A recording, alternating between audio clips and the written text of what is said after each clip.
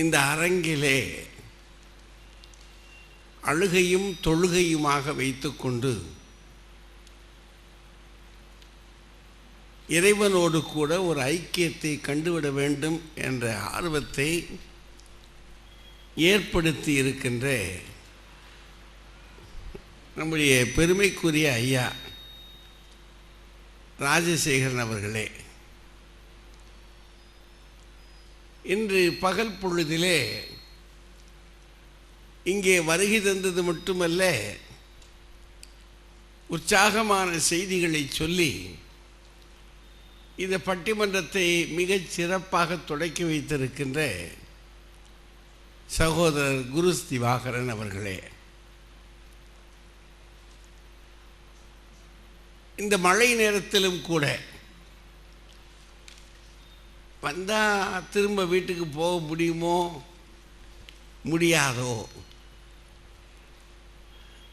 வீட்டுக்கு போகிறதுக்கு வழி வருமா மழையில், இல்லை மின்சாரம் கிடைக்குமா, என்ன செய்யலாம் அப்படின்னு யோசித்து இல்லை போய் கேட்டுட்டு தான் வருவோம் என்ற உற்சாகத்தோடு வருகை தந்திருக்கின்ற பட்டிமன்ற இறை ஆர்வலர்களே, இந்த மேடையை அலங்கரித்து கொண்டிருக்கின்ற பேச்சாளர் பெருமக்களே, உங்கள் அத்தனை பேருக்கும் என்னுடைய வணக்கத்தை முதற்கண் கூறிக்கொள்கிறேன்.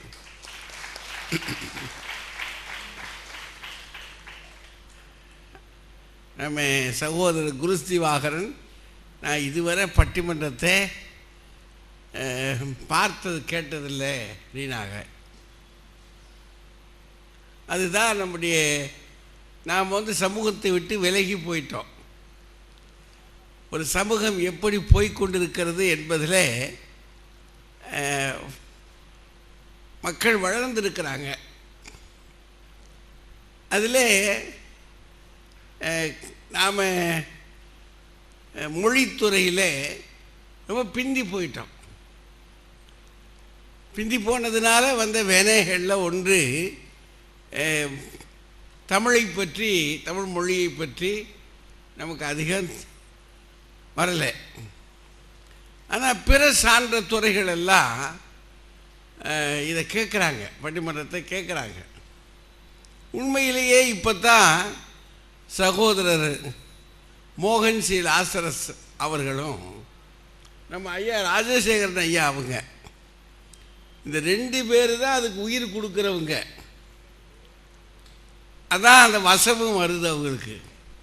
சொல்லடி கல்லடியெல்லாம் வருதுன்னு சொல்கிறாங்களே, அதுவும் அதுக்கு ஒரு காரணம்தான். அது பத்திரிகைகள் கூட, கிறிஸ்தவ பத்திரிகைகளில் அண்மையில் பட்டிமன்றங்களை எதிர்த்து போரையும் ஆரம்பிச்சிட்டாங்க. அதையும் நான் பார்த்தேன், படித்தேன். அவங்க இங்கே வந்தாங்களா கேட்டாங்களா அதுவும் எனக்கு தெரியாது. அப்படி வந்த மாதிரியும் தெரியல. ஆனாலும் ரொம்ப வேகமாக எழுதியிருக்கிறாங்க. அது ஒரு காரணங்கள், பல காரணம். இப்படி இருந்தாலும் பட்டிமன்றத்தை மக்கள் மத்தியிலே கொண்டு போய் பல்வேறு நல்ல செய்திகளை சொல்லுவதற்கான ஒரு அரங்கம், இது ஒரு கருவி. எப்படியெல்லாம் இறைவனை சொல்லலாம் மக்கள் மத்தியிலே என்பதற்கு இந்த நாட்டு மக்கள் பல்வேறு வழிகளை கண்டுபிடித்தார்கள். ஏதானும் ஒரு வழியிலே கொண்டு போய் சொல்லி ஆகணும். அதன் அர்த்தம், அடித்தளம் இறைவராக இருக்கணும், ஆண்டவராக இருக்கணும். நம்முடைய மொழியில் சொல்றாருந்தா ஆண்டவர், உள்ளடக்கம் ஆண்டவர், இறைவன். ஆனால் அதை எப்படி சொல்லுவது, எவருக்கு எப்படி சொல்ல முடியும்? 1ஆம் வகுப்பில் எப்படி பாடம் நடத்துகிறோமோ அது போலவும் சொல்லணும். உயர் கல்வி கூடங்களில் எப்படி சொல்லுகிறோமோ அது போலவும் சொல்லணும். ஆய்வுக்கூடங்களில் எப்படி தேடிக்கொண்டிருக்கிறோமோ அது போலவும் தேட வேண்டும். அப்படி அத்தனை துறைதோறும் என்று சொல்லி அவர்கள் வழித்தாங்க. அந்த வழிகளில் இது ஒன்று. ஒட்டிய சமயத்து உருபொருள்வாதிகள் பட்டி மண்டபத்து பாங்கு அறிந்து ஏறுமென் அப்படின்னு சமயத்தை பற்றி சிந்திப்பதற்கான வழிகளில் இது ஒன்று.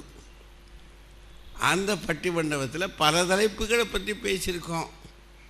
ஐயா ரொம்ப ரொம்ப துணிச்சலான ஆளுகளில் ஒன்று ஐயா ராஜசேகரன் ஐயா. அவரோட கூட ஒரு செட்டே இருக்குது, அதுக்கு ஒரு செட்டு இருக்காங்க, அங்கே ஒரு செட்டு. அதுபோல் துணிச்சலான ஆட்கள். ஏன்னா எங்களால் அவங்களுக்கு ஒரு லாபம் இல்லை, எங்களால் அவங்களுக்கு ஒரு நட்டம்தான் பல வகையில்.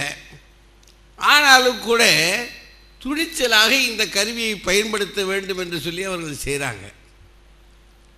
அதில் இன்றைக்கு கொடுத்திருக்கிற தலைப்பு நம் பிள்ளைகள் கிறிஸ்தவ ஒழுங்கின்படி வளர்கிறார்கள், வளரவில்லை. இது ஒரு புதிய சிந்தனை தான். அது நம்ம வீட்டுக்குள்ளேயே போயிடுறது. ஏன்னா அதை கொஞ்சம் யோசித்து பார்க்கணும்ல.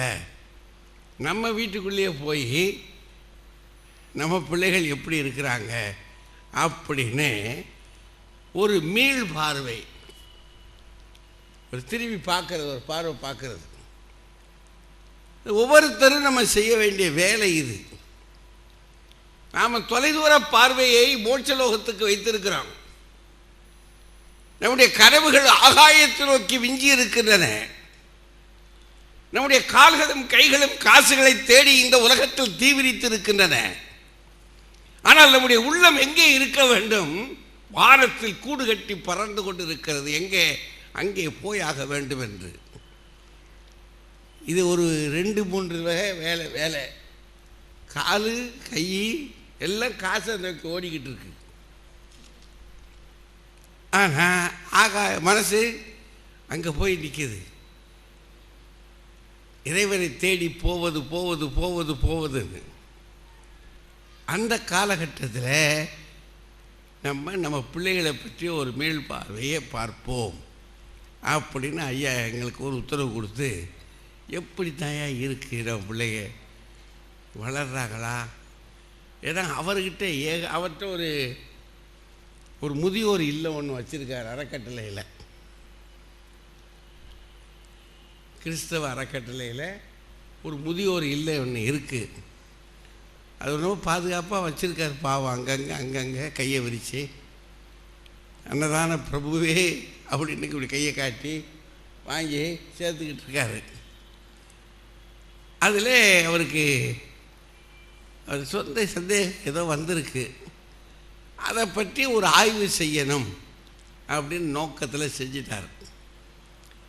நம்முடைய செல்வம், சொத்து, அது நமக்கு பணம் தான் சொத்து அப்படின்னு ரொம்ப பேர் ஒரு பக்கம் நினைக்கிறாங்க. ஆனால் ரொம்ப பெரிய சொத்து என்ன அப்படின்னா பிள்ளைகள் தான் சொத்து. அப்புறம் பிள்ளைகளுக்காக சொத்து. இந்த விஷயம் இப்படி போய் அப்படி வருது. சொத்து அப்படின்னா பிள்ளை தான். அது இப்போ ஏன்னா அது வேணும்னு தான் நம்ம என்ன ஒவ்வொருத்தரும் கல்யாணம் பண்ணிக்கிட்டோம். கல்யாணம் பண்ணிக்கிட்ட உடனேயே விசாரிப்புகள்லாம் அங்கே தானே வருது. என்னப்பா என்ன அப்படின்னாங்க. என்னடா ஏய் என்ன எது விசேஷம் இருக்கா? ஒரு புழு பூச்சி, அதுக்கு பேர் வச்சிருக்கா ஒரு புழு பூச்சி. ஏன்னா பிள்ளைகள் என்பது கற்பத்தின் கனி இருக்கே, அது கர்த்தரால் வருகிற சுதந்திரம் இல்லையா? கிடைக்கணும், அது வேணும், பிள்ளை வேணும் அப்படின்னு ஒரு ஆசை. அந்த பிள்ளை பிறப்பதற்காக ரொம்ப கனவு காண்றோம், ஆசைப்படுறோம்.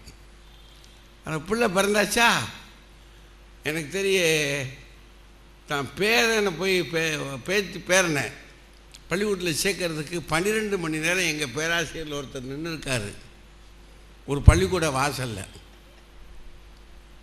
இரவு 12 மணிக்கு போய் பகல் 12 மணி வரைக்கும் 11 மணி வரைக்கும் சென்னையில் அப்படி ஆகிப்போச்சு.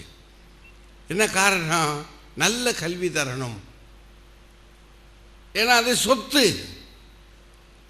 அப்புறம் அதற்காக இந்த பிள்ளையை பெற்ற பிற்பாடு அவர்கள் நலத்துக்காக நாம் நம்முடைய நலத்தை இழந்திருக்கிறோம். எதெல்லாம் இழந்துட்டோம். எத்தனை பேர் அப்படி குடிக்கலாம், எல்லாம் குடிச்சேன்தாயா, இப்போ குடிக்க முடியாதுயா, அந்த காசு மிச்சம் இருந்துச்சுன்னா என் பிள்ளைக்கு பிரயோஜனப்படுமையா அப்படின்னு எச்ச குடித்து தன் பிள்ளைகளை கல்வியில் முன்னேற்ற வேண்டும் என்று ஆசைப்படுகிற பெற்றோர் உண்டு.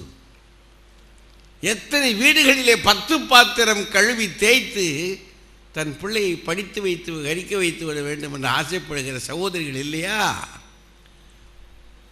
எவ்வளவு எவ்வளவு எவ்வளவு அப்படி பிள்ளைகளை, ஏன் அது ஒரு செல்வம், அந்த செல்வத்தை வளர்த்தரணும் அப்படின்னு முயற்சி பண்ணுறாங்க. பிள்ளைகள் பெரிய செல்வம். ஆனால் அந்த செல்வம்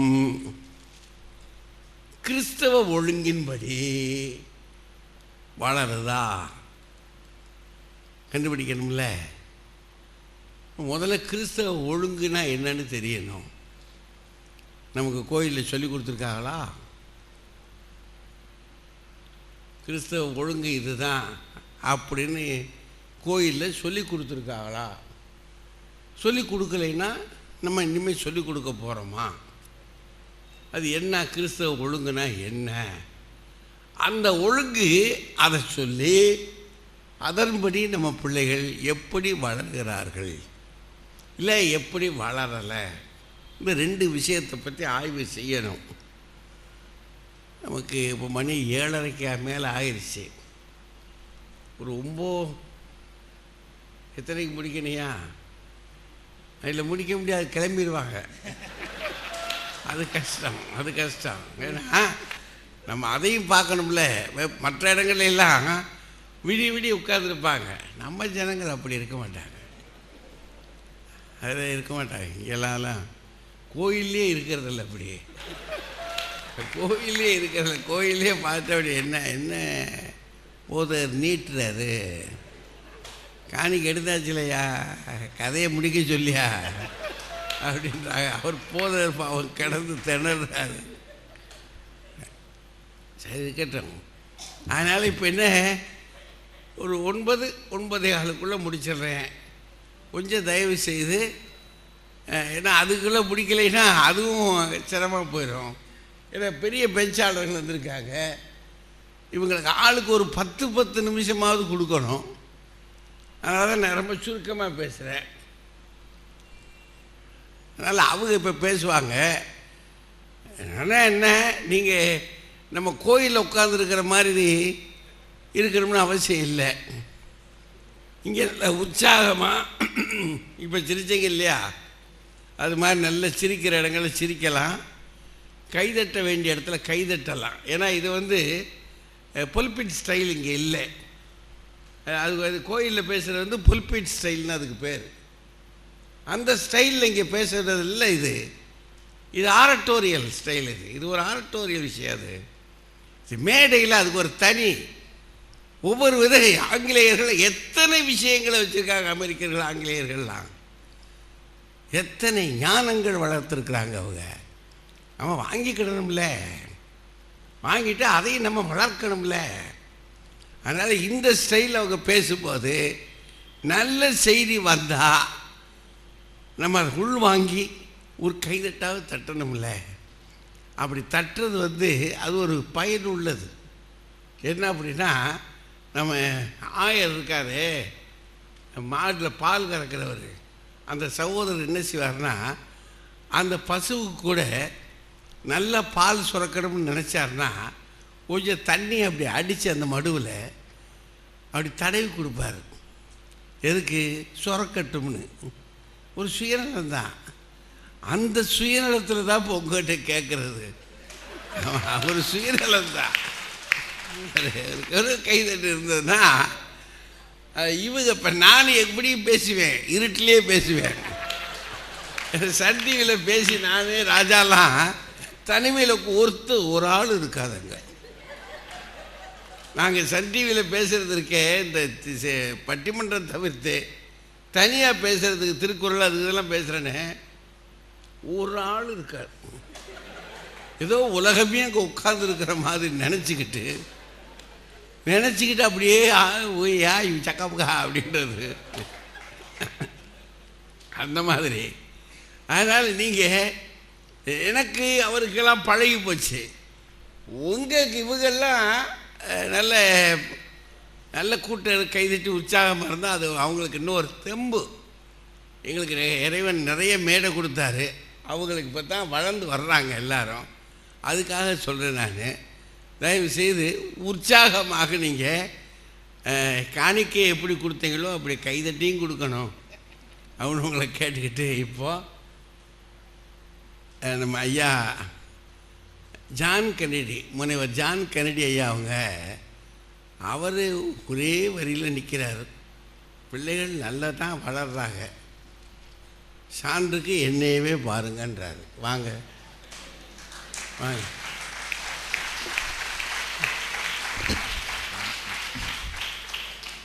ஆண்டவராகிய இயேசு கிறிஸ்துவின் இணையற்ற நாமத்திலே இங்கே வருகை தந்திருக்கிற உங்கள் ஒவ்வொருவருக்கும் என்னுடைய அன்பான வாழ்த்துதல்களையும் வணக்கங்களையும் தெரிவித்துக் கொள்கிறேன்.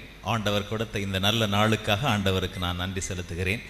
இந்த சேவா சங்கத்தின் மூலமாக மிக சிறப்பான பட்டிமன்றத்தை ஒழுங்கு செய்திருக்கின்ற ராஜசேகர் ஐயா அவர்களே, நெற்றியிலே அறிவை தேக்கி நெஞ்சத்திலே அயர்வை போக்கி நேர்மையை வடிவமாக்கி சிந்தனை விருந்து வைக்கும் சிறப்பு மிகும் பட்டிமன்ற நடுவர் ஐயா சாலமன் பாப்பையா அவர்களே,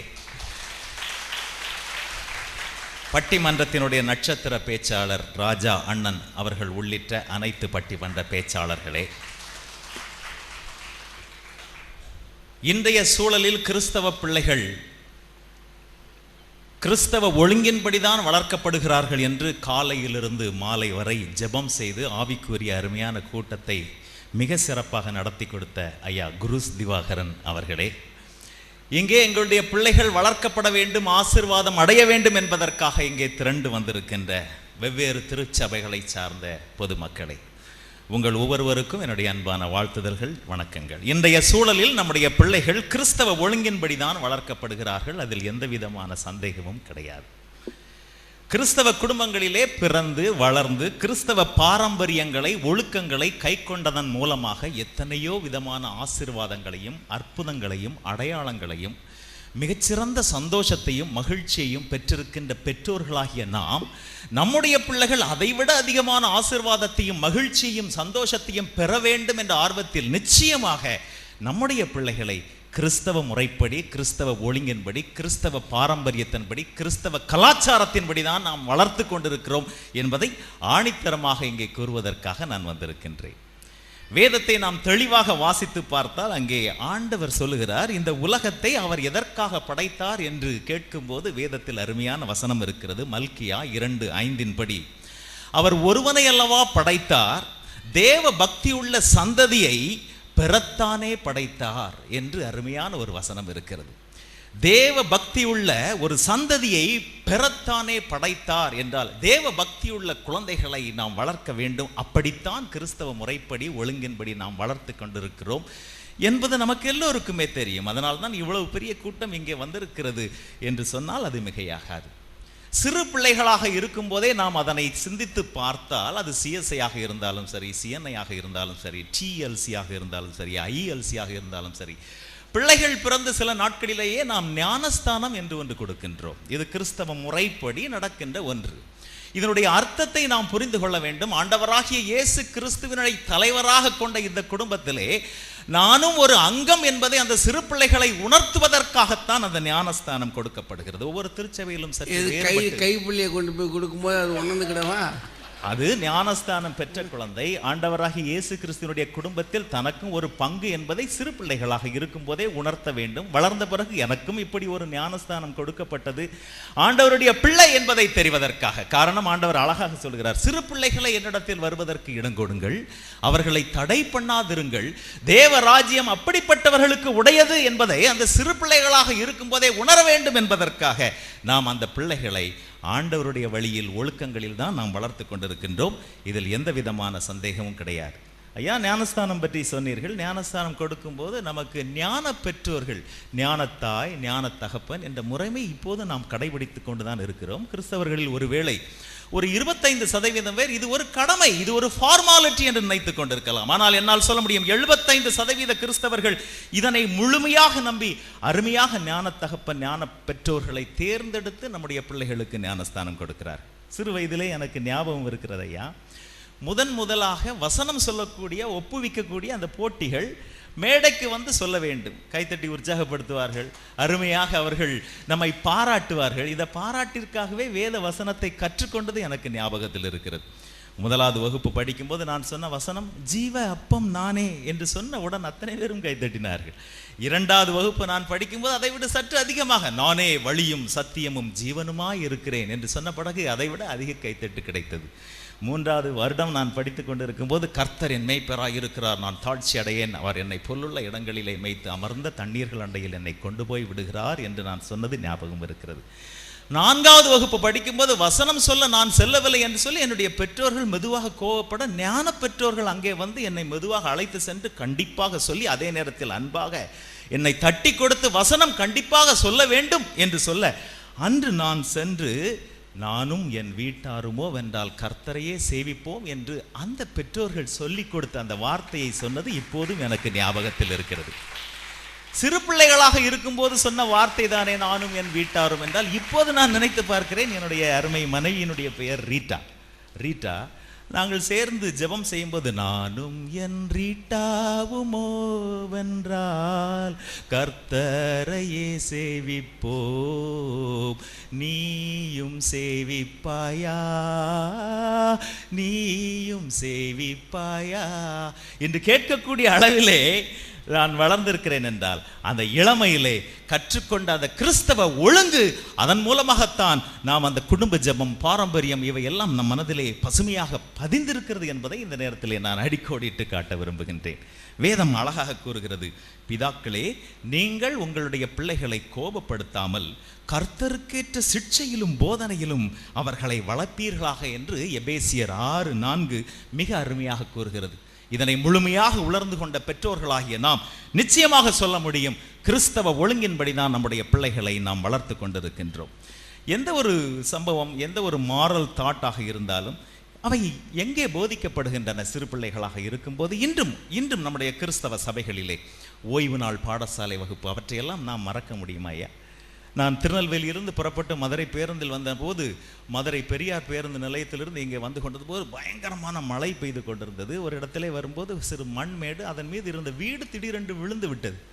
மணல் மீது கெட்டப்பட்ட வீடு விழுந்து விட்டது. அருமையான பாறைகளின் மீது அங்கே கற்களை அடுக்கி நல்ல கான்கிரீட் பூசப்பட்ட வீடுகள் தெளிவாக இருந்தன. இவற்றை பார்த்தவுடன் எனக்கு வந்த ஞாபகம், கற்பாறையின் மேல் கட்டியவன் புத்தியுள்ளவன், கற்பாறையின் மேல் கட்டியவன் புத்தியுள்ளவன், கற்பாறையின் மேல் கட்டியவன் புத்தியுள்ளவன், பெருமழை பெய்தது, பெருமழை பெய்து நீர் உயர்ந்தது, அந்த வீடு நிலைத்து நின்றது. ஆனால் மண் மீது கட்டப்பட்ட வீடு அழிந்து விட்டது என்ற அந்த கருத்துக்கள் உடனே ஞாபகத்தில் வருகிறது என்றால், சிறு பிள்ளைகளாக இருக்கும்போது நமக்கு போதிக்கப்பட்ட கருத்துக்கள் தான் இப்போதும் வருகின்ற என்ற எண்ணம் நமக்கு வரும்போது, நிச்சயமாக நம்முடைய பிள்ளைகளை சிறு பிள்ளைகளாக இருக்கும்போது கிறிஸ்தவ ஒழுங்கின்படிதான் நாம் இன்றும் வளர்த்து கொண்டிருக்கின்றோம். இன்றும் அதை போல ஓய்வு நாள் பாடசாலை வகுப்புகள், யூத் மீட்டிங், வெவ்வேறு இடங்களுக்கு நாம் பிள்ளைகளை எந்த அளவிற்கு அனுப்ப முடியுமோ அந்த அளவிற்கு அனுப்பி அவர்களை நாம் தெளிவுபடுத்தி கொண்டிருக்கிறோம் என்றால், அவர்கள் கிறிஸ்தவ ஒழுங்கின்படிதான் வளர்க்கப்படுகிறார்கள், சந்தேகம் இல்லை. 5இல் வளையாதது 50இல் வளையுமா என்று கேள்வி எழும்புகிறது. பழமொழியை நாம் நம்புகிறோமோ இல்லையோ, நீதிமொழியை கண்டிப்பாக நாம் நம்புகின்றோம். நீதிமொழி 22:6 கூறுகிறது, பிள்ளையானவனை நடக்க வேண்டிய வழியில் நடத்து, அவன் முதிர் வயதின் போது அதை விடாதிருப்பான் என்ற வார்த்தையின்படி நாம் நம்முடைய பிள்ளைகளை வளர்க்கிறோம். ஒருவேளை இன்று இந்த கூட்டத்திலே சிறு பையன்கள், பிள்ளைகள் எல்லாம் சற்று குறைவாக இருக்கிறார்கள் என்றால் நிச்சயமாக என்னால் காரணம் சொல்ல முடியும்.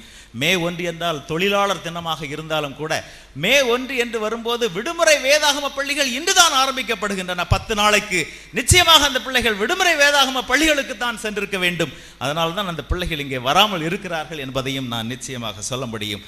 நம்முடைய பிள்ளைகள் அப்படித்தான் வளர்க்கப்படுகின்றன. இன்றைய சூழல் என்று சொல்லும்போது ஒருவேளை நாம் நினைத்து கொண்டிருப்பது நம்மை சுற்றி தொலைக்காட்சிகள் இருக்கின்றன, சினிமாக்கள் இருக்கின்றன, செல்போன் ஆதிக்கம் இருக்கின்றன, இன்டர்நெட் இருக்கின்றன.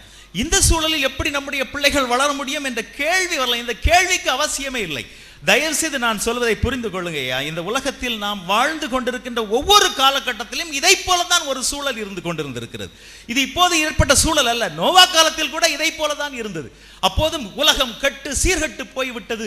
ஆண்டவர் இந்த உலகத்தை அழிக்க வேண்டும் என்று தீர்மானித்தார். ஆனால் நோவாவை நீதிமானாக கண்டார். சாம், காம், யாபேத் என்ற அந்த பிள்ளைகள் கரைபடாது இருந்தார்கள். அவர்களையும் அவர்களுடைய குடும்பம் அன்று காப்பாற்றப்பட்டது என்றால் நிச்சயமாக ஒவ்வொரு சூழலும் இதை போல ஒரு சூழ்நிலை தான் இருந்தது என்பதை காலங்காலமாக நாம் பார்த்து கொண்டிருக்கிறோம். இந்த சூழல் நம்முடைய பிள்ளைகளை நிச்சயமாக எந்த விதத்திலும் பாதிக்காது. காரணம், நம்முடைய பிள்ளைகளில் ஆழமாக பதிந்த ஆண்டவரை பற்றிய கருத்துக்கள் நிச்சயமாக அது மாறாது. ஐயா அவர்கள் தலைப்பினை சொன்ன உடனேயே நான் ஒரு 10 கிறிஸ்தவ குடும்பங்களில் உள்ள அருமையான வாலிப சகோதர சகோதரிகளை சந்தித்து இன்டர்நெட்டில் நீங்கள் என்னவெல்லாம் பார்ப்பீர்கள் என்று நான் கேட்டபோது அவர்கள் சொன்னார்கள், பொது அறிவு சம்பந்தப்பட்ட விஷயங்களை பார்ப்போம், நூலகத்திற்கு சென்று எடுக்க முடியாத புத்தகங்களை எல்லாம் நாங்கள் நெற்றில் பார்ப்போம், ரிசர்ச் அல்லது ஆராய்ச்சி படிப்பிற்கு தேவையான அத்தனை லிட்ரேச்சர் சர்வேகளையும் நாங்கள் பார்ப்போம், ஹிஸ்டாரிக்கல் எவிடன்ஸ் நிறைய அரிய புகைப்படங்களை நாங்கள் பார்ப்போம், நேரம் கிடைக்கும் போதெல்லாம் லைக் மைண்டட் பீப்புளோடு நாங்கள் ஃபேஸ்புக்கில் உட்கார்ந்து பேசிக்கொண்டிருப்போம். நேர்மறை சிந்தனை என்ற அந்த வார்த்தை, லைக் மைண்டட் பீப்புள், நேர்மறை சிந்தனை உடையவர்களோடு பேசுவோம் என்று அவர்கள் சொன்னது எப்படி அவர்களுக்கு வந்தது என்று நான் யோசித்து பார்க்கும்போது நிச்சயமாக good fruit, good tree will bears only good fruit. நல்ல மரம் நல்ல கனிகளைத்தான் கொடுக்கும். சிறு பிள்ளைகள் அவர்கள் வளர்ந்த வளர்ப்பு நிச்சயமாக நல்ல கனிகளைத்தான் கொடுத்து கொண்டிருக்கிறது. ஐயா முடிக்கின்றேன். தயவு செய்து இதயத்தில் சுத்தமுள்ளவர்கள் பாக்கியவான்கள், அவர்கள் தேவனை தரிசித்துக் கொள்வார்கள், பரலோக ராஜ்யம் அவர்களுடையது. முடிக்கின்றேன் ஐயா. 2வது வகுப்பு நான் படித்துக் கொண்டிருக்கும் போது திடீரென்று பள்ளி ஆசிரியர், வகுப்பு ஆசிரியர் உள்ளே நுழைந்து இன்று நம்முடைய வகுப்பிற்கு மானிட்டர் தேர்ந்தெடுக்க போகின்றோம் என்று சொல்கிறார். மழலை மொழியில் நான் கேட்டது எனக்கு ஞாபகத்தில் இருக்கிறது. டீச்சர் மானிட்டர் என்றால் என்ன? மானிட்டர் என்றால் வகுப்புக்கே தலைவன். ஆசிரியர் இல்லாத நேரத்தில் நீங்கள் தான் கவனித்துக் கொள்ள வேண்டும். யார் மானிட்டராக இருக்க போகிறார்? அங்கே இருந்து ஒரு சத்தம் கேட்கிறது, பார்த்தசாரதி தான் நம்முடைய வகுப்பிற்கு தலைவன் என்று. பார்த்தசாரதி எழுந்தினல் என்று சொல்ல பார்த்தசாரதி எழுந்து நிற்கின்றார். மற்றொரு மூலையிலிருந்து ஒரு குரல் கேட்கிறது, இல்லை ஜான் கென்னடி தான் நம்முடைய வகுப்பிற்கு மானிட்டர் என்று. ஜான் கென்னடி எழுந்தினல் என்று சொன்னவுடன் கால்சட்டை சட்டை போட்டுக்கொண்டு அந்த டேபிளின் மீது, அந்த பெஞ்சின் மீது ஏறி நின்றது இப்போது ஞாபகத்தில் இருக்கிறது. டீச்சர் சொல்கிறார்கள், 2 பேர் நிற்கின்ற காரணத்தால் எலெக்ஷன் தான் நடத்த வேண்டும் என்று சொல்கிறார்கள். மழலை மொழியை நான் கேட்டேன், இப்போதும் ஞாபகத்தில் இருக்கிறது. டீச்சர் எலெக்ஷன் என்றால் என்ன என்று கேட்கின்றேன். எலெக்ஷனால் நீங்கள் ஒருவரை தேர்ந்தெடுக்க வேண்டும், உங்களுடைய நண்பனுக்கு வாக்களிக்க வேண்டும், எல்லோரும் ஸ்லேட்டை எடுத்துக்கொள்ளுங்கள் என்று சொல்ல ஸ்லேட்டை எடுத்துக்கொண்டோம், குச்சிகளை எடுத்துக்கொள்ளுங்கள் என்று சொல்ல குச்சிகளை எடுத்துக்கொண்டோம், பெயரினை எழுதுங்கள் என்று சொல்ல பெயரினை எழுதி அங்கே வைத்தோம். முதல் ஸ்லேட்டை எடுக்கிறார் பார்த்தசாரதி 1 புள்ளி, 2வது ஸ்லேட்டை எடுக்கிறார் ஜான் கென்னடி 1 புள்ளி, 3வது ஸ்லேட் பார்த்தசாரதி, 4வது ஸ்லேட் ஜான் கென்னடி. 28 ஸ்லேட்டுகளை எடுத்து விட்டார். பார்த்தசாரதிக்கும் 14 புள்ளிகள், ஜான் கென்னடிக்கும் 14 புள்ளிகள். ஒரே ஒரு ஸ்லேட் மட்டும் மேஜையின் மீது இருக்கிறது. டீச்சருக்கு அதிக சந்தோஷம். காரணம், அந்த டேபிளில் இருக்கக்கூடிய அந்த ஸ்லேட் என்னுடைய ஸ்லேட் என்ற காரணத்தால் என்ன நினைத்தார்களோ தெரியவில்லை, இந்த ஸ்லேட்டை பார்த்தவுடன் அவர்களுக்கு மிகுந்த சந்தோஷம். அந்த ஸ்லேட்டை மெதுவாக எடுத்தார் ஆசிரியர். எடுத்து பார்த்தபோது அங்கே பார்த்தசாரதி என்று எழுதப்பட்டிருந்தது. பார்த்தசாரதி 15 மதிப்புகளும் ஜான் கென்னடி 14 மதிப்புகளும் பெற்று பார்த்தசாரதி வகுப்பு மானிட்டராக தேர்ந்தெடுக்கப்படுகின்றார். டீச்சருக்கு ஒரே குழப்பம். மாலை நேரத்தில் வந்து மெதுவாக என்னை அழைத்து 2வது வகுப்பு படித்துக் கொண்டிருக்கும் போது, ஜான் கென்னடி ஏன் உன்னுடைய ஸ்லேட்டிலே பார்த்தசாரதியின் பெயரை எழுதியிருந்தாய் என்று கேட்டபோது மழலை மொழியில் நான் சொன்னது இப்போதும் ஞாபகத்தில் இருக்கிறது. டீச்சர் நீங்கள் தானே சொன்னீர்கள் உங்களுடைய நண்பனுக்கு ஓட்டு போட வேண்டும், நண்பனை வாக்களிக்க வேண்டும் என்று சொன்னீர்கள். என்னுடைய நண்பன் பார்த்தசாரதி, நான் அவனுடைய பெயரையே ஸ்லேட்டில் எழுதிவிட்டேன் என்று சொன்னது இப்போதும் ஞாபகத்தில் இருக்கிறது. இப்படிப்பட்ட இதயத்தில் சுத்தம் வேண்டும் என்ற உணர்வு நம்முடைய பாரம்பரியம், நம்முடைய ஒழுக்கத்தின் மூலமாக நமக்கு கற்பிக்கப்பட்ட அதே காரணத்தை இப்போது நம்முடைய பிள்ளைகளுக்கு நாம் சொல்லுகின்றோம். நிச்சயமாக நம்முடைய பிள்ளைகளும் இதயத்தில் சுத்தம் உள்ளவர்களாக கிறிஸ்தவ ஒழுங்கின்படிதான் வளர்க்கப்படுகிறார்கள். அப்படி வளர்க்கப்பட்ட காரணத்தால் தான் நம்முடைய பிள்ளைகள் மிகப்பெரிய ஆசீர்வாதத்தையும் அற்புதங்களையும் சந்தோஷத்தையும் பெற்று வாழுகிறார்கள். அவர்கள் வளர்க்கப்படுகிறார்கள் என்று சொல்லி வாய்ப்பிற்கு நன்றி கூறி விடைபெறுகிறேன். நன்றி, வணக்கம்.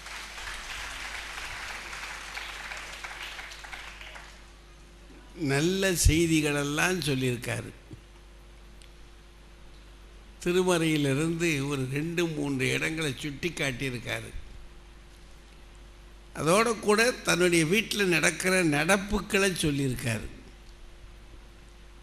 உலகம் கெட்டு போச்சு அப்படின்னு சொல்லாதீங்க, அது எப்பவும் தான் கெட்டு போயிருக்கு. நோவா காலத்தில் கடலையா? எல்லாரும் பாவம் செய்து ஏகமாய் கெட்டு போனார்கள், நல்லவன் ஒருவனாகி இல்லைன்னு முந்தியே ஆண்டவர் வருத்தப்பட்டாரு. நீ தானே வருத்தப்படணும்? எப்போவோ வருத்தப்பட்டாச்சு அது. அதனால் அதெல்லாம் எப்போவோ நல்ல வளர்க்கக்கூடிய நல்ல மரத்தில் நல்ல கனி இருக்கும். குடிச்சிட்டார். தண்ணியை குடிக்கிறாங்க பாவம். ஏண்டா வந்தோம், என்ன செய்ய போகிறோம்? இது ஒரு சிரமம் தானே. பட்டிமன்றத்தில் இப்போ இதுக்கு பூரா பதில் சொல்லணும்.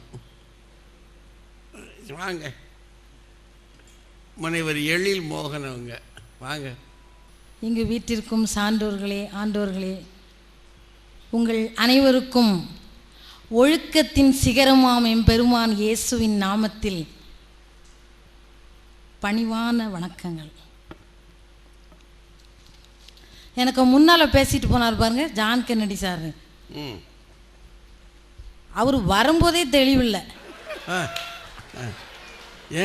பிரதர் குரூஸ் திவாகரன் இங்க ரொம்ப பக்தி எல்லாம் நம்ம இருக்கிறதுனால இங்க வந்திருக்கிறாராம். ஐயா, கிறிஸ்தவர்களே, கிறிஸ்தவர்களின் பிள்ளைகளே, ஒழுக்க கேட்டை நோக்கி செல்லுறதுனால உங்களெல்லாம் நம்மளெல்லாம் திருத்துறதுக்காக தான் பிரதர் வந்திருக்கிறாரு. என்னையோ பேசிட்டு இருக்கிய? நம்ம சீர்கேடாக போவதை திருத்தி கோணலானவர்களை திருத்துவதற்காக தான் வந்திருக்கிறார். என்ன பேசிக்கொண்டு சென்றீர்? புரியவில்லை. இரண்டாவது ஒன்றாக ஒன்று சொன்னாரே, தேவ பக்தி உள்ள சந்ததியை பெறதான் படைத்தாராம். நாங்கள் என்ன இல்லைன்னு சொல்லியா வந்திருக்கோம்? அப்படி நம்ம இல்லையே. அந்த சந்ததியை படைக்கணும்னு ஆண்டவர் நினைச்சாரு. ஆனால் நம்ம எப்படி இருக்கோம்? பிள்ளைகளை எப்படி உருவாக்கி இருக்கிறோம் சொல்லுங்கள். அவர் பாட்டு பாடினார் பாருங்க, சூப்பர் பாட்டு, நல்ல பாட்டை கெடுத்து விட்டுட்டார். நானும் என் வீட்டாருமோ வெண்டா, அது பாட்டு. அவரு நானும் என் ரீட்டாவுமோ வென்றால்னு பாடினார். ஏன் தெரியுமா ஐயா? பையனை விட்டுட்டார். அவர் பையன் அங்கே விட்டதே அங்கே குழப்பம், அங்கேயே பிள்ளை சீரழிஞ்சு போச்சுன்னு தெரிஞ்சு போச்சு. அதனால அவர் அதை உருவிட்டார்.